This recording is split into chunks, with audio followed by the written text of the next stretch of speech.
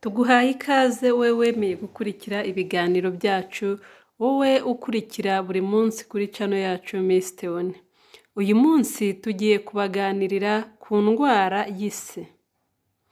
Ise ni indwara iterwa n'ibihumyo, ariko abantu benshi bakibaza kuki umuntu ayirwara kandi atarya ibihumyo.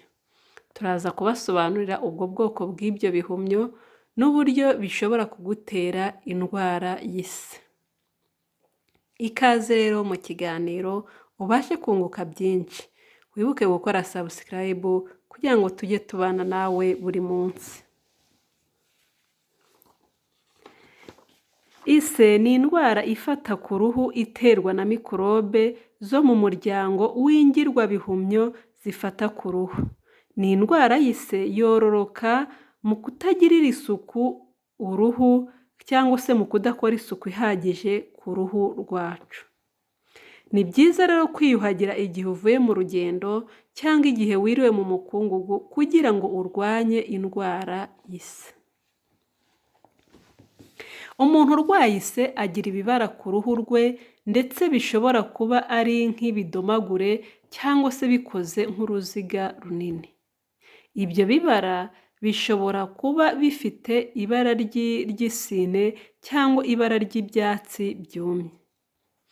Ise ikunda gufata ku ntugu, mu gatuza, ku ijosi, ku matama cyangwa se ku maso. Mbese ikunze kwibasira cyane igice cyo mu maso.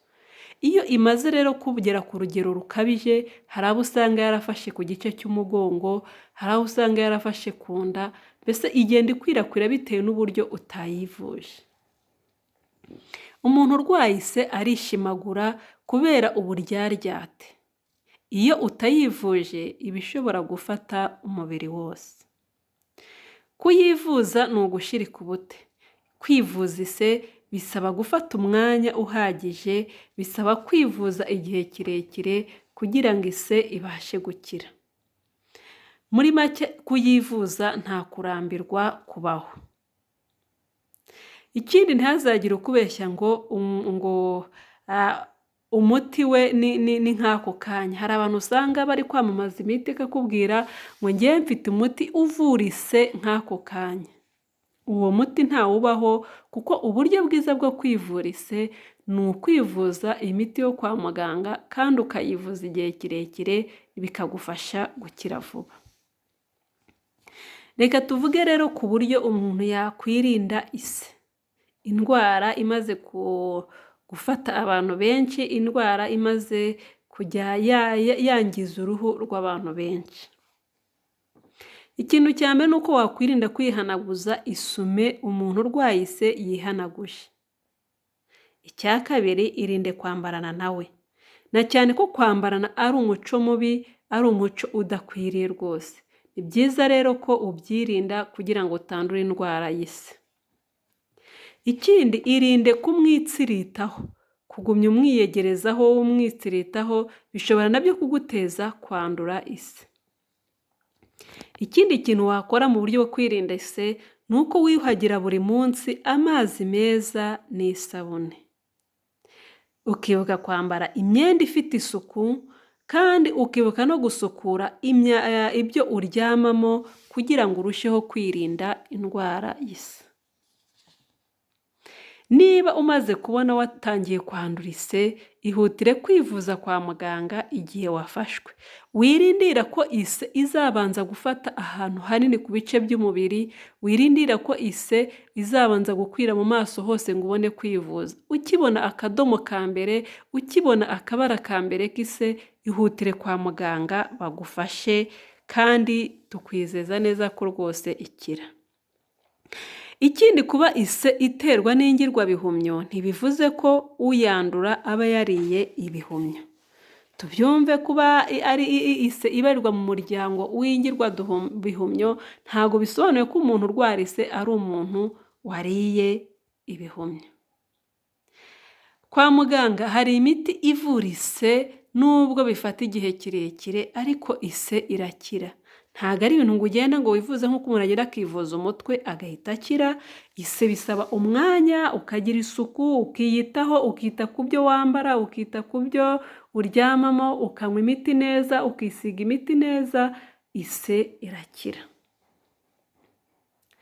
Impamvu igituma abantu benshi badakira, abantu benshi bivuza nabi, bamwe bakavuga ngo ni amahumane, bagatangira bivurisha imiti ya kinyarwanda, bikazarangira ibyo bise amahumane bidakize, bakaza kwa muganga n'ubundi bamaze kubona ko ari indwara mu kinyarwanda badashoboye. Hanyuma bagera kwa muganga rero bikabaviramo gutinda gukira bitewe n'uko na ya ndwara batinze kuza kuyivuza. Niba rero wowe uri kwibonaho ibimenyetso, niba uri kubona ibyo bintu bidasanzwe ku ruhu rwawe, gara muganga aragufasha kukumenyera nimba ari ise, aragufasha kukumenyera se nimba ari ayo mahumane uri kuvuga, aragufasha kukumenyera se nimba ari ubundi burwayi bw'uruhu warwaye. Uyu munsi turi kubabwira uburyo isi ifata, turi kubabwira uburyo wayirinda, turi kubabwira ahantu bagufasha kuyikira, ariko ubutaha tuzababwira byibuze se imiti yagufasha gukuraho ise, imiti yagufasha kukuvura ise, ku buryo no wagenda ukanayigurira muri farumasi, ku buryo wakwifasha nawe aho waba uri hose. Reka nongere nisabire abantu badukurikira, ahangaha ni ahantu tuvugira ibiganiro bivuga ku ndwara, ni ahantu tuvugira ibiganiro bivuga ku buzima. Niyo mpamvu tubasaba ngo igihe cyose ukurikiye ibiganiro byacu ujye utwandikira, uduhe ibitekerezo, ujye utwandikira, uduhereze inama, utubwire uko ubyumva, uko ubonye mu giturage mubigenza, kugira ngo turusheho kubasobanurira, mubashe kumenya byinshi byafasha ubuzima bwanyu. Umunyarwanda umwe yigeze avuga ngo amagara yacu nibwo bukungu. Reka tubungabunga amagara yacu, na cyane cyane ko nizeye ko nta muntu wafata ubutunzi bwe ngo abujugunye uko yishakiye, abujugunye aho yishakiye, ahubwo buri muntu wese aharanira kubungabunga ubutunzi bwe.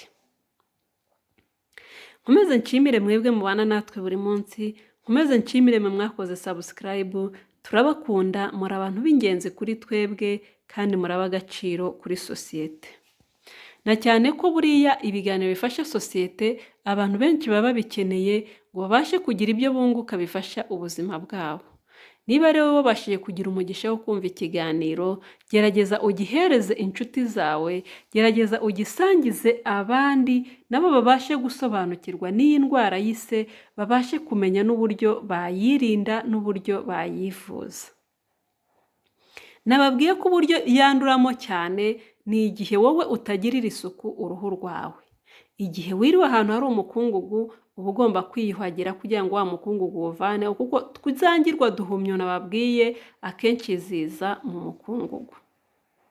Ikindi gihe watangiye kubona utuntu tw'utumenyetso ku ruhu rwawe, watangiye kubonaho utwo tudomagure, watangiye kubonaho utwo tubara, ihutire kujya kwa muganga kwivuza, bagufashe gukuraho cyangwa se gukumira iyo ndwara y'ise hakiri kare. Mwakoze kubana natwe rero, mujye mukomeza mukurikira ibiganiro, hano byinshi cyane uzabihungukira, hano ubuzima bwawe buzarushaho kumera neza nukurikira ibiganiro byacu. Mukomeze kubana natwe rero, natwe turahari ngo tubafashe. Uwiteka akomeza abarinde indwara, akomeze arengere ubuzima bwanyu. Bye.